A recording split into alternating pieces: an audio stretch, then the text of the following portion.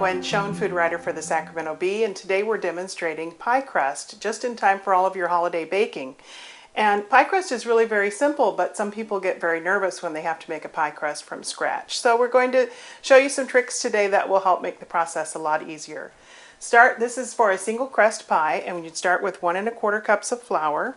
If you were making a double crust pie, you could double the recipe. Then we're going to add 1/4 cup of salt and mix those two things up together till they're nice and blended. Now the tricky part to making pie crust is that you want to make sure that you deal with the shortening very gently and not overmix it. So we're going to add 1/3 cup of shortening to the flour and salt mixture. And then some recipes call for cutting in the shortening until it resembles coarse crumbs, and that's where people get a little bit confused. And it really does look like coarse crumbs by the time you're done. Now I like to use a pastry cutter, and some people can do this with 2 knives, but I think if you're just starting out, that's a little hard to accomplish. It's a little hard to maneuver around with 2 knives and keep the process so that you don't get too frustrated. So we're going to keep cutting this until all of the pastry is worked in. And you want to make sure you don't over mix it, because what makes flaky pie crust is when you leave little pockets of shortening in the flour. And as the pie crust bakes, the shortening actually melts and leaves little air pockets, and that's how you have flaky pie crust. Okay, we've got this mixed up now till it's coarse crumbs. I'll show you what that looks like. Just looks sort of like cornmeal. And the next step is to add the water, and we're going to use 4 to 5 tablespoons of water, and what you want to do is add it very gradually so that you don't end up with one solid mass of dough. And the way you do that is by adding the water in. Just kind of sprinkle it over your dough a little bit, very gradually, and kind of push it around in the bowl until it's all mixed in. And you should have a pretty soft dough. Again, make sure you don't overmix it. Now I'm using a pastry cloth to roll out the dough. You don't have to use a pastry cloth, but I think it makes it a little easier to work with it, and it keeps the dough from sticking to the counter, and it prevents extra flour from getting worked in. Take a pastry cloth, and you can find a pastry cloth at most stores where they have a good selection of housewares products. And spread your flour around on the pastry cloth. The excess flour will actually be soaked into the cloth so that you won't have to worry about it working into your pie dough.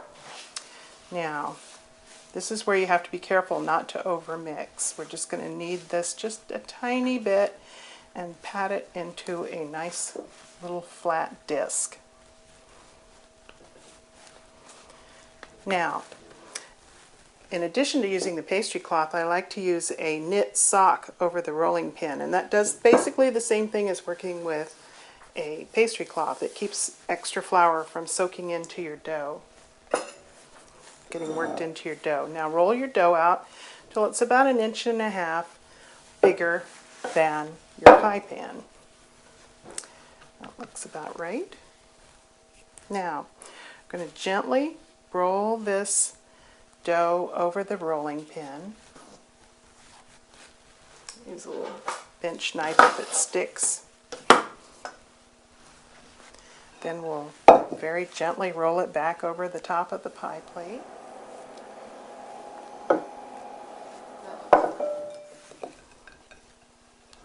You don't want to stretch this as you put it in the pie pan, because that's what will cause the dough to shrink as you bake. Very gently press it into the pie plate. If you have any tears, you can moisten your fingers, and you have a little tear there. Just moisten your finger and patch the dough. Cover up the tear. No one will ever know. Take a little extra over here. You want the dough to be about 1/2 inch to 1 inch wider than your pie pan. And then go around and gently roll in the extra and kind of press it to the top of the edge of the pie plate. And that will keep it from shrinking as it bakes.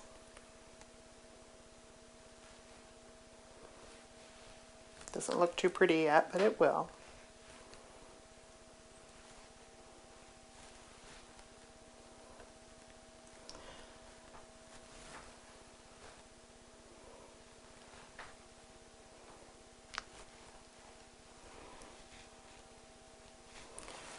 Got it pressed down pretty good around the edge.